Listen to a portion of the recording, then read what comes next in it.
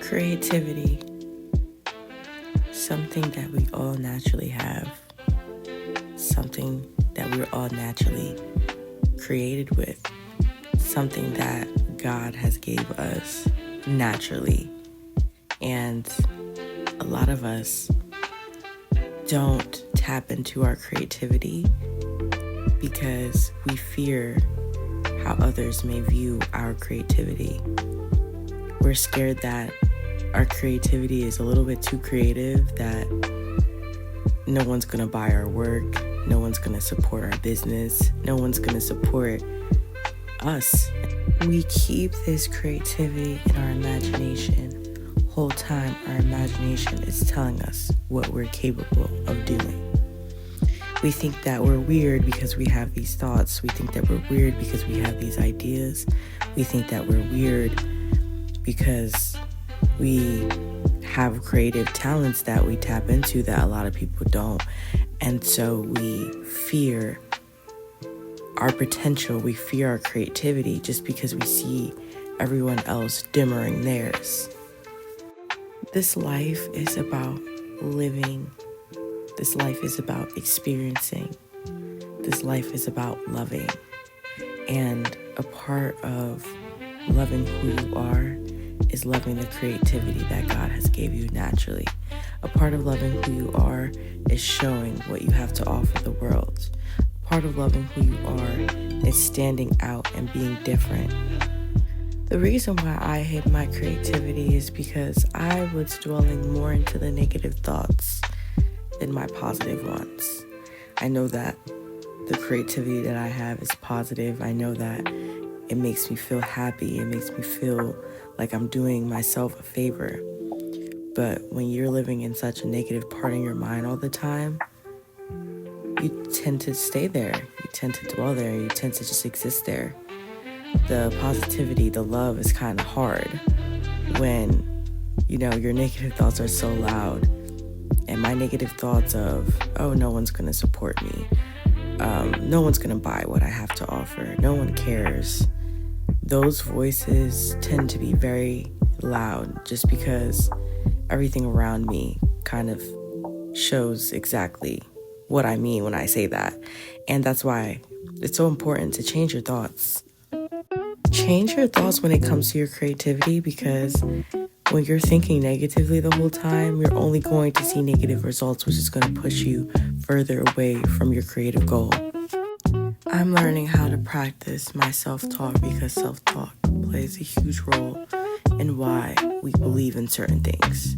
And I need to start speaking love over my creativity, because the creative endeavors that God has gave me is pure love. This is to me what love means. Love means to accept every single part of myself, not the parts that, we think that are really good and we're happy to have. Every single part, the critic, the negative, the love, the light, the happiness, the joy, the creativity, the talent.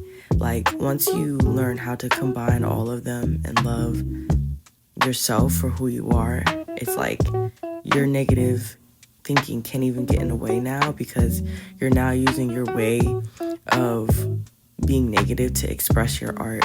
And that's what I'm doing here. I'm creating my art and expressing how, my past self held me back. And not only is it motivating, but it helps me become more real with myself and real with others. When I let people know that, hey, I was struggling too. And since I was struggling, I learned how to get out of the struggle, and now I'm sharing it with you. So this is to say that your creativity is something that is a part of you. You shouldn't be ashamed of anything that is a part of you, not even your insecurity, because again, your insecurity is helping you push to that security. That fear is helping you push to that faith.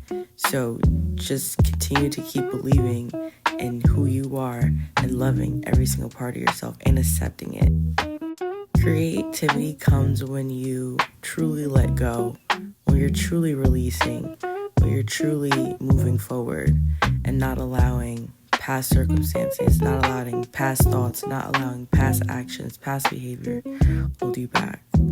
And letting go is also letting go of the outcome. The outcome honestly scares us a lot because we're not sure how it's going to turn out.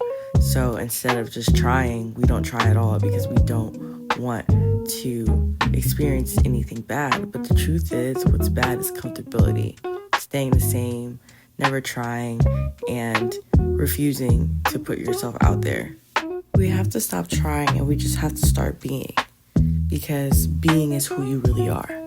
Trying is implying that this is someone that you're not, but this is someone who you really are. This is who you are. This is what you're meant to do. This is what you're meant to show. This is what you're meant to spread. This is what you're meant to be passionate about. And you are passionate about it, but it's hidden. It's hidden and you continue to hide. There's nothing to worry about.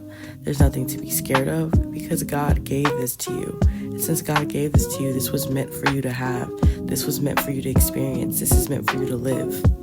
Holding yourself back from your own power, from your own will, is why you are struggling with sadness, why you're struggling with anger, why you're struggling with depression, because you're not expressing yourself the way that you need to. You're hiding this part of yourself because you feel like this part won't be loved. But if you would love this part about yourself and stop waiting for validation, you would be able to step into your creativity with full potential because you are validation.